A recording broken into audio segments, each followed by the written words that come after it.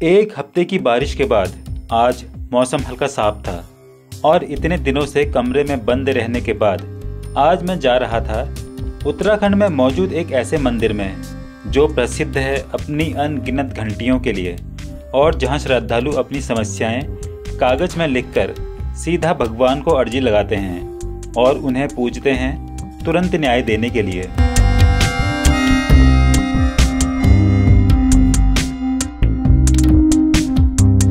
सुबह उठा तो पूरा इलाका कोहरे के कब्जे में था और पूरा रास्ता ओस से भरा था। जैसे तैसे ओस और जोंक से बचते बचाते सड़क पर पहुंचकर बस का इंतजार करने लगा। करीब 15 मिनट इंतजार करने के बाद बस आई और अब मैं बस में बैठकर निकल पड़ा अल्मोड़ा के लिए।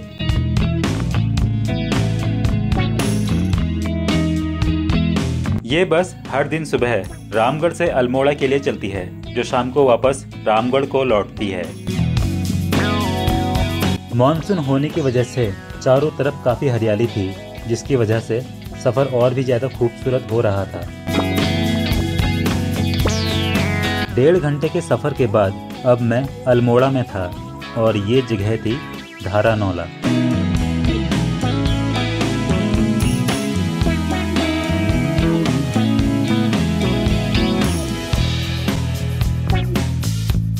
और एक बार फिर मैंने धारानौला से बस पकड़ी चितई के लिए। यहाँ से बस पहाड़ों की ऊंचाई की तरफ जा रही थी और अब सबसे ज्यादा मजा पहाड़ों के ऊपर चीड़ के जंगलों के बीच सफर करने में आ रहा था, क्योंकि चीड़ का जंगल घना होने के बावजूद खुला खुला होता है।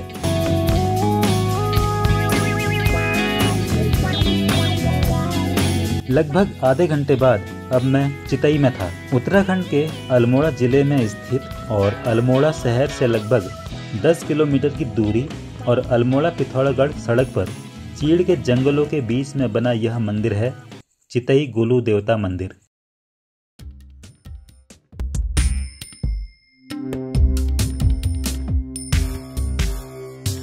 चितई गोलू देवता मंदिर मेन रोड पर ही है। सड़क के दोनों तरफ पूजा के सामानों के स्टॉल लगे थे, जिनमें घंटियां काफी ज्यादा थी। मेन गेट से अंदर जाते ही यहाँ का नज़ारा बहुत रोमांचकारी था।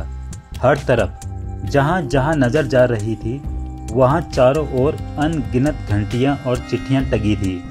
ये चिट्ठियां सादे कागज के साथ साथ स्टैम्प पेपर में भी लिखी थी और ये सभी अर्जियां श्रद्धालुओं द्वारा प्रार्थना के रूप में भगवान गोलू देवता तक पहुंचाई जा रही थी।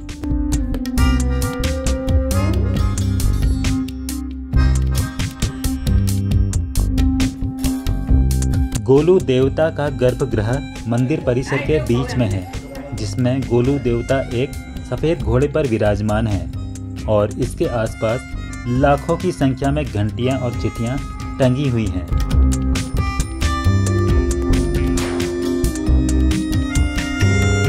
चितई गोलू देवता मंदिर का निर्माण 12वीं शताब्दी में चंद वंश के एक सेनापति ने करवाया था, जो न्याय के देवता गोलू देवता को समर्पित है, जिन्हें गौर भैरव के रूप में भगवान शिव का अवतार माना जाता है।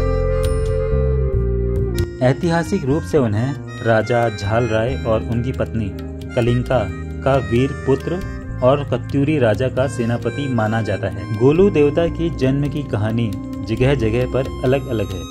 उनके बारे में सबसे लोकप्रिय कहानी एक स्थानीय राजा की है, जिसने शिकार करते समय अपने सेवकों को पानी की तलाश में भेजा। तभी उस दौरान सेवकों ने प्रार्थना कर रही एक महिला को परेशान करना शुरू कर दिया, जिसके कारण गुस्से में उस महिला ने राजा को ताना मारा कि वह 2 लड़ते हुए सांडों को अलग नहीं कर सकता, जिसके बाद वह खुद भी वैसा ही करने लगी और अंत में उसने उन 2 लड़ते हुए सांडों को अलग कर दिया। इस क्रिया को देखने के बाद राजा काफी प्रसन्न हुआ और उसने उस महिला से विवाह कर लिया।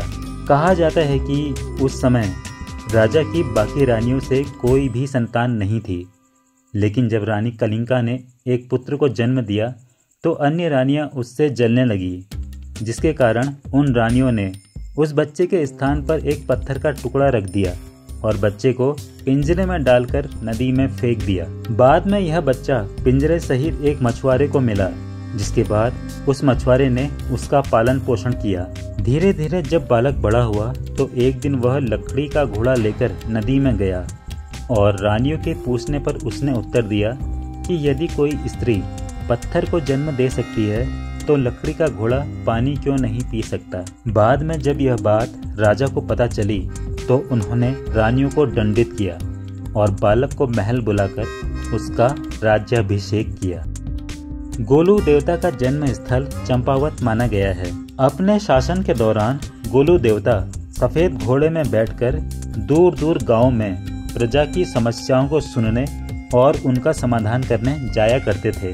कुमाऊं में गोलू देवता के कई मंदिर हैं, जिनमें सबसे लोकप्रिय मंदिर चितई का गोलू देवता मंदिर, घोड़ाखाल का गोलू देवता मंदिर, चंपावत का गोलू देवता मंदिर और रानीखेत में ताड़ीखेत का गोलू देवता मंदिर स्थित है।